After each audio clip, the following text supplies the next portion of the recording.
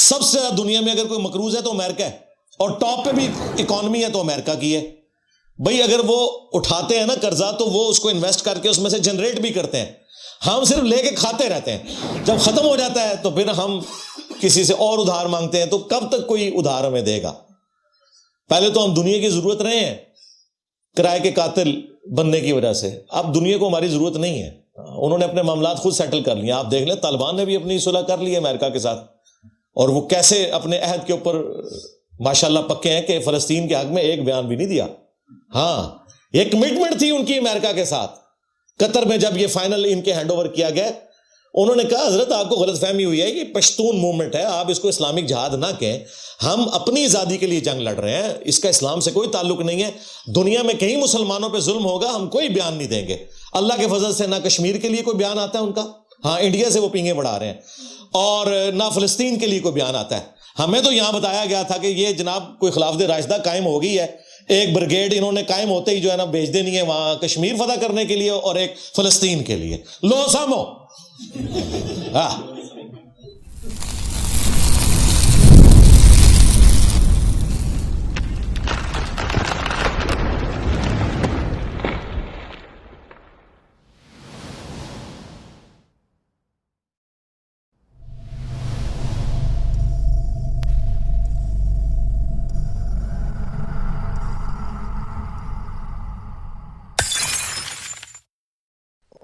اور آخر میں وہی بات کروں گا جو ہر سال میں 14 اگست کے اوپر بھی میسج دیتا ہوں. چلے آج میں 26 نومبر 2023 کو بھی میسج دوں گا کہ خدا کے لیے ہر بندہ اپنا کام کرے. ہاں, آرمی چیف کا کام جو ہے وہ کرے, چیف جسٹس کا جو کام ہے وہ کام بس وہی کام کرے, اور پرائم منسٹر کو یہ دونوں اپنا اپنا کام کرنے دیں.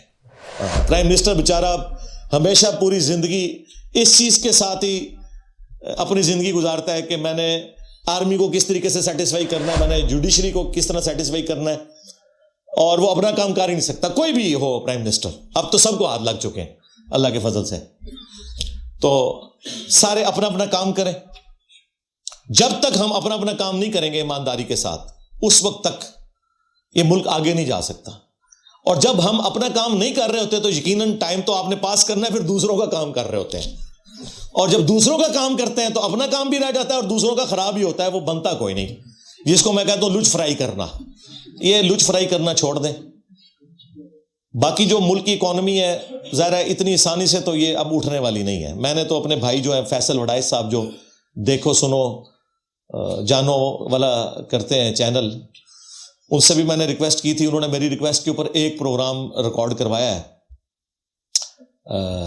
سلمان شاہ صاحب, سلمان شاہ ہی نام ہے نا ان کا, ہاں سلمان شاہ صاحب جو مشرف دور میں بھی اسی فیلڈ میں رہے ہیں وزیر. ان کے ساتھ ایک انہوں نے نا پوڈ کاسٹ کی ہے آلموسٹ 1 گھنٹے کی. اس میں انہوں نے کچھ سولوشن دیے ہیں کہ اکانومی کیسے اوپر جائے. میں نے تو سارے صحافیوں کو بھی کہا, ان کو اسپیسیفک نہیں کہا, وہ پڑھا لکھا بندہ ہے فیصل وڈائچ. میں نے کہا یار رونے تو سارے روتے ہیں, آپ بتاؤ نکلنا کیسے ہے یہ بھی بتاؤ نا. آپ دیکھو سارے افلاطون بٹھائے ہوتے ہیں ٹی وی چینلز کے اوپر بھی کہ جی یہ خراب ہو گیا وہ. میں نے کہا نکلیں گے کیسے؟ تو انہوں نے کچھ سولوشنز دی ہیں, کچھ میں نے بھی سجیسٹ کیے تھے کہ سب سے پہلے تو ہماری سیکیورٹی کی جو صورتحال ہے جب تک یہ بہتر نہیں ہوتی فورن انویسٹمنٹ یہاں نہیں آ سکتی. سیدھی سی بات ہے, جہاں ہم خود محفوظ نہیں ہیں وہاں باہر کا کوئی بندہ آ کے انویسٹمنٹ کہاں سے کرے گا, خواہ وہ ٹورزم کی فارم میں ہو یا کوئی یہاں پہ انڈسٹری لگانے والا معاملہ ہو. اس کے بعد سٹیبلٹی بھی آنی چاہیے, جو میں شروع سے کہہ رہا ہوں کہ 2 چارٹر لکھے جانے چاہیے. چارٹر آف ڈیموکریسی کہ کوئی کسی کی ٹانگ کھینچ کے گورنمنٹ کو نہیں گرائے گا, جس طرح 2017 میں ہوا اور 2022 میں ہوا. دوسرا چارٹر آف اکانومی کہ گورنمنٹ بدل بھی جائے تب بھی جب ایک گورنمنٹ کوئی ڈیسیژن کرے اکانومی کے پوائنٹ آف ویو سے وہ چلتا رہے گا, وہ چینج نہیں ہوگا. وہ ساری کی ساری جماعتیں بیٹھ کے اس کے اوپر ڈیسیژن کریں, اور 5 دفعہ اسمبلیوں کو ایک انسانوں کی طرح وقت پورا کرنے دیں. پھر انشاءاللہ تعالیٰ کوئی معاملات سٹیبلٹی کی طرف جائیں گے. اس کے بعد جو امیر لوگ ہیں ان سے ٹیکس لیا جائے. غریب تو بیچارہ صابن کی ٹکیا کے اوپر بھی دے رہا ہے ٹیکس, پیٹرول کے اوپر بھی 1 لیٹر موٹر بائک میں ڈلواتا ہے نا تو بیچارہ وہ آلموسٹ تیسرا حصہ اور بعض اوقات آدھا حصہ ٹیکسز میں دے رہا ہوتا ہے. اور جو مہنگی گاڑیوں والے ہیں وہ بھی اتنا ہی ٹیکس دے رہے ہوتے ہیں. اور کاروباری طبقہ تو آپ کو پتہ ہے وہ تو ٹیکس چوری کر رہا ہوتا ہے, سیدھی سی بات ہے. آپ کی کتنی سٹیل ملز اور باقی ان لوگوں کے بجلی کے بل دیکھیں آپ تو آپ حیران ہو جائیں گے. اور جب یہ کریک ڈاؤن شروع ہے تو کاروباری چھوڑ دے, غریب بھی جو ہے نا بجلی چوری کر رہا ہے, امیر تو کر ہی رہا ہے. تو یہ جو چوریوں والا معاملہ ہے یہ بھی رکے, فوری انصاف والا معاملہ ہو. ٹیکسز جب تک نہیں ہوں گے ملک نہیں اٹھے گا, ٹیکس کے بغیر نہیں ہو سکتا. زکوٰۃ کا نظام اس صورت میں ہوگا جب ایمانداری کے ساتھ لوگ زکوٰۃ گورنمنٹ کو دیں اس امید کے اوپر کہ گورنمنٹ صحیح جگہ خرچ کرے گی, اور وہ ہمیں تو کوئی امید نہیں ہے لہٰذا ہم تو اپنی زکوٰۃ خود ہی دیں گے, سارے اس لیے خود دیتے ہیں. اب دوسرا ذریعہ وہ ٹیکسز والا ہے. یورپ امریکہ کی ہم بات کرتے ہیں تو بھائی وہاں 40% ٹیکس دیتے ہیں اپنی انکم کا, 100 میں سے 40 روپے گورنمنٹ کو دیتے ہیں, 60 روپے اپنے پاس رکھتے ہیں. تو لیکن گورنمنٹ بھی تو ان کو ساری فیسلٹیز دیتی ہے نا. یہاں پہ ایسی صورتحال نہیں ہے. ایک صحت کارڈ شروع ہوا تھا, وہ بھی آلموسٹ آخری سانسیں لے رہا ہے. ٹھیک ہے, بے نظیر انکم سپورٹ پروگرام جو ہے وہ ماشاءاللہ چل رہا ہے. تو کچھ چیزیں چل رہی ہیں لیکن زیادہ تر چیزیں تو اپنی موت خود مر جاتی ہیں. ابھی پچھلے دنوں میں خبروں میں دیکھ رہا تھا کہ پنڈی اسلام آباد کے 6 ہاسپٹلز کے پاس بجٹ ہی ختم ہو گیا.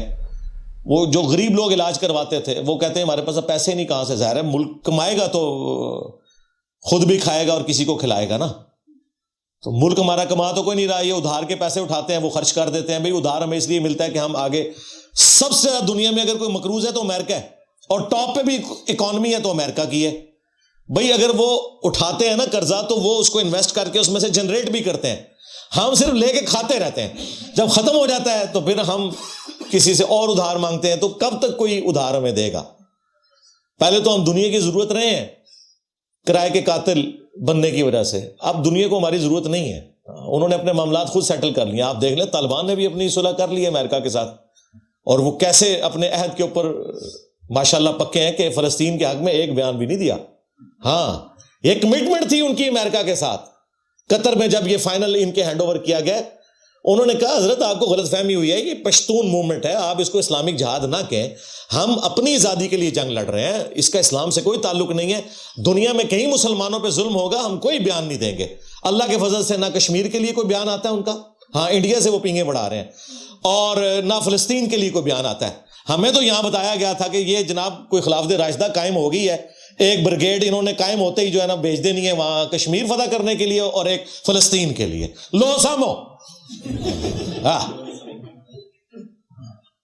چھڑ دو یار, جو کچھ آپ کو بتایا جا رہا ہے ایسا نہیں ہوتا, ایسا تو نہیں ہوتا. ہاں ہاں, وہ ساری کی ساری امیدیں تو بڑھ گئیں, یعنی کہ مر گئیں. ٹھیک ہے نا, ایسا تو نہیں ہوتا یار. میں نے کہا چلے آپ کو اتنی خوش گفتگو کے بعد ہنسا دیں. ٹھیک ہے جی, صلو علی محمد وآل محمد, اللہم صلی علی محمد وعلی آل محمد واصحاب محمد وازواج محمد وامت محمد اجمعین الی یوم الدین, آمین.